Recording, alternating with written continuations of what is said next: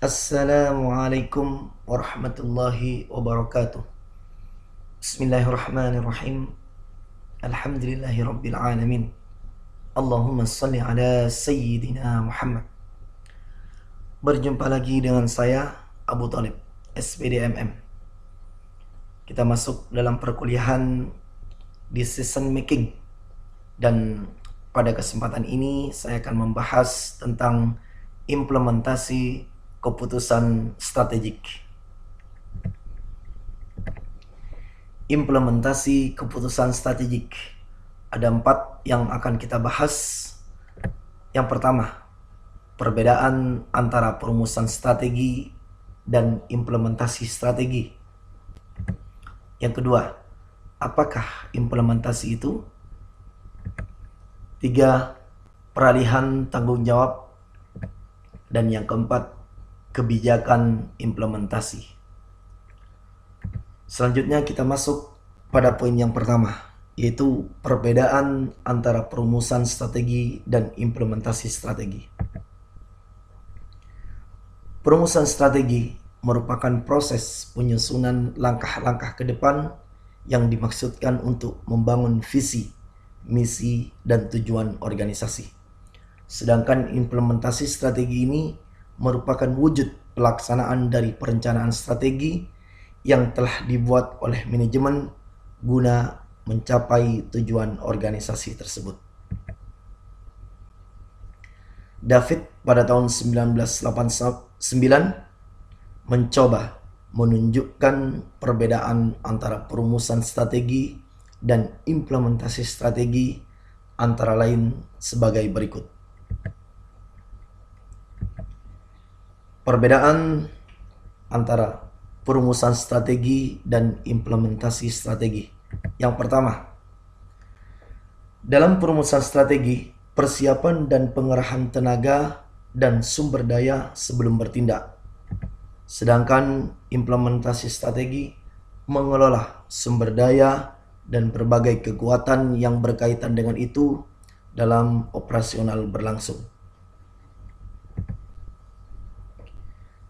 Perbedaan yang kedua, dalam perumusan strategi memusatkan perhatian pada efektivitas, sedangkan dalam implementasi berfokus pada efisiensi.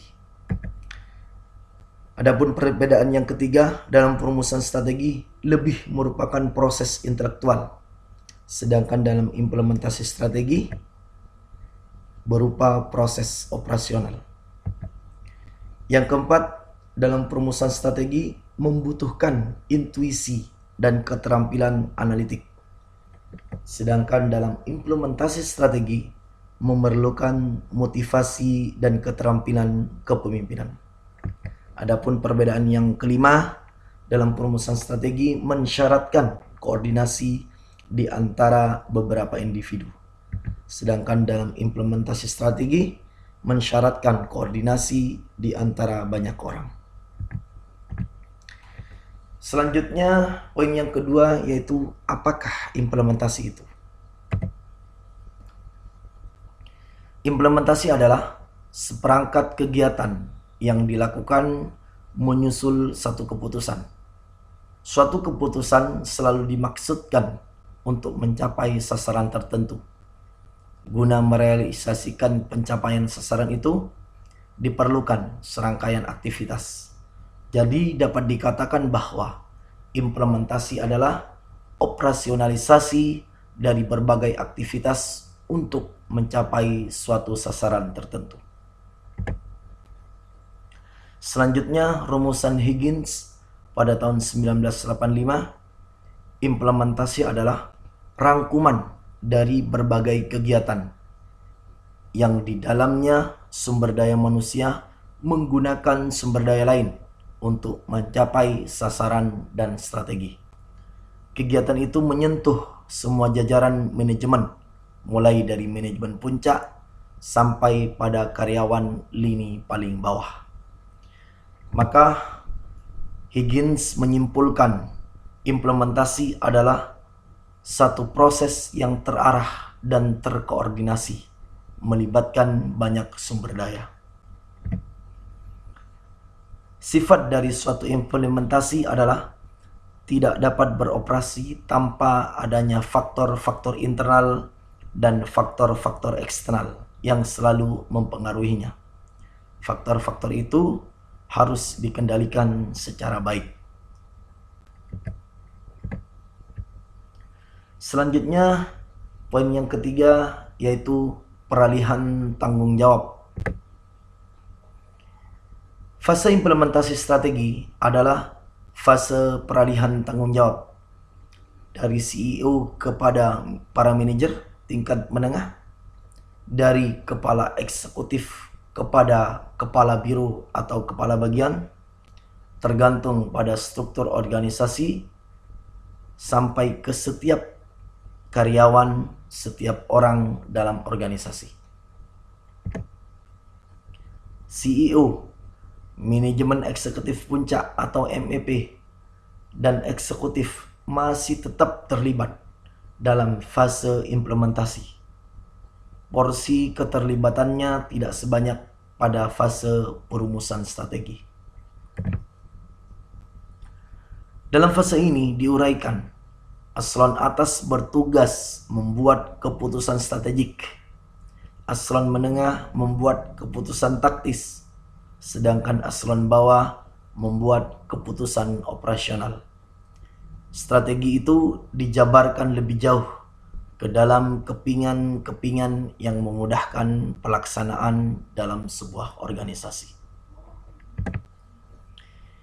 Implementasi suatu strategi adalah sesuatu yang sangat pekah, menuntut kehati-hatian, dan bahkan pada saat penyusunan alternatif dilakukan, sudah harus dipertanyakan bagaimana melaksanakan setiap alternatif itu.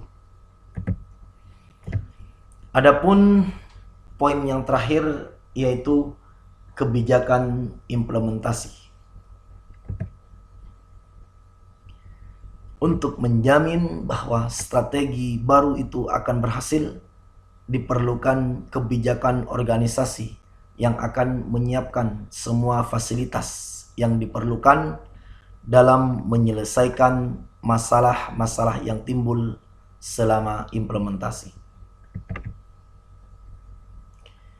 Kebijakan itu berkaitan dengan pedoman pelaksanaan, metode kerja, prosedur, peraturan, formulir, dan segala sesuatu yang diperlukan untuk memberikan dorongan dan motivasi bagi karyawan dalam menyukseskan pencapaian sasaran organisasi.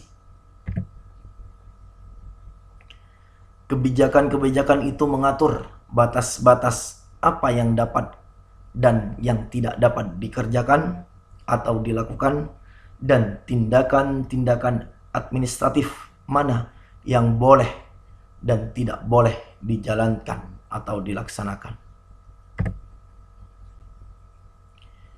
Kebijakan diperlukan untuk mencegah timbulnya tindakan independen yang berarti memelihara ketergantungan satu pada yang lain, memperkecil keputusan-keputusan siksak, dan praktek-praktek yang kontradiktif.